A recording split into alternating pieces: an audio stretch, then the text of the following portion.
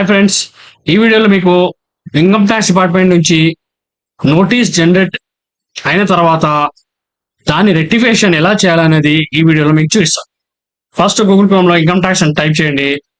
తర్వాత మీ income tax main పేజ్కి display అయిన తర్వాత ఇక్కడ లాగిన్ పాస్వర్డ్ మీరు ఎంటర్ చేయండి. లాగిన్లో మీరు మీ పాన్ నెంబరు తర్వాత మీ పాస్వర్డ్ అనేది ఎంటర్ చేయండి. నేను ఇక్కడ నా పాన్ నెంబర్ పాస్వర్డ్ ఎంటర్ చేస్తున్నాను. పాస్వర్డ్ ఎంటర్ చేయండి, కంటిన్యూ బటన్ క్లిక్ చేయండి. ఇక్కడ మీకు చాలా ఆప్షన్ కనిపిస్తుంది.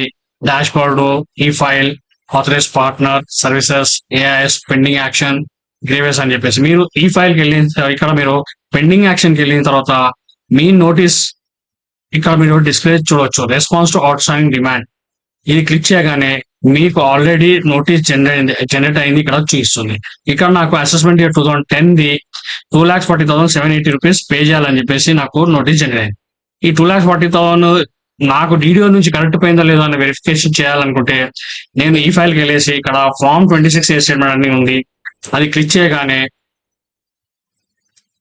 ప్రొసీడ్ అన్న తర్వాత ఇక్కడ మీకు వ్యూ 26 ఏ స్టేట్మెంట్ ఉంటుంది. ఇక్కడ నేను ఫైనాన్షియల్ అసెస్మెంట్ ఇయర్ 10-11 కాబట్టి క్లిక్ చేసి వ్యూ డౌన్లోడ్ అనగానే మీకు ఇక్కడ ప్రాబ్లం అనేది మీకు క్లియర్ గా కనిపిస్తుంది. ఇక్కడ 3 lakhs నాది ఇక్కడ టీడీఎస్ అనేది తక్కువ వెళ్ళింది. దానివల్ల నాకు నోటీస్ జనరేట్ అయింది. ఈ అమౌంట్ ఎలా రెక్టిఫికేషన్ చేయాలంటే మీ శాలరీ డిస్బర్స్ ఆఫీస్ నుంచి మీ టీడీఎస్ మంత్లీ కట్టే information correct income tax department కి అప్లోడ్ చేయలేదు. సో వాళ్ళ త్రూ ఇది ఫస్ట్ కరెక్షన్ చేసిన తర్వాత మీరు ఇన్కమ్ ట్యాక్స్ సైట్ లో మీరు రెక్టిఫికేషన్ కి మీరు ఫైల్ చేయొచ్చండి. ఫస్ట్ మీరు 26 స్టేట్మెంట్ కరెక్షన్ చేసుకోవాలి. నా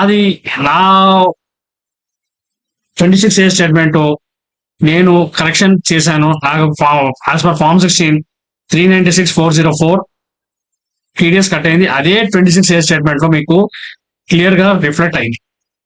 ఇప్పుడు మీరు ఇన్కమ్ ట్యాక్స్ డిపార్ట్మెంట్కి వెళ్ళి డైరెక్ట్లీ ఇక్కడ మనము సబ్మిట్ రెస్పాన్స్ ఉంది కదా, క్లిక్ చేసిన తర్వాత కంటిన్యూ బటన్ క్లిక్ చేసిన తర్వాత డిమాండ్ కరెక్ట్ అని చెప్పేసి ఒక option disagree with the demand ఉంటుంది. నా దాంట్లో డిసగ్రీ విత్ ద డిమాండ్ కాబట్టి నేను డిసగ్రీ చేశాను. తర్వాత ఇక్కడ యాడ్ రీజన్ అన్న తర్వాత మీకు నంబర్ ఆఫ్ ఆప్షన్ వస్తుంది. ఇందులో నేను demand paid challan as no sin, so చాలాన్ది నాది సిన్ నంబర్ లేదు కాబట్టి నేను థర్డ్ ఆప్షన్ క్లిక్ చేశాను. తర్వాత ఇక్కడ క్లిక్ చేసిన తర్వాత ఇక్కడ మీకు అమౌంట్ ఏదైతే మనకు మిస్ మ్యాచ్ వచ్చిందో ఆ అమౌంట్ మీరు ఇక్కడ టైప్ చేయండి.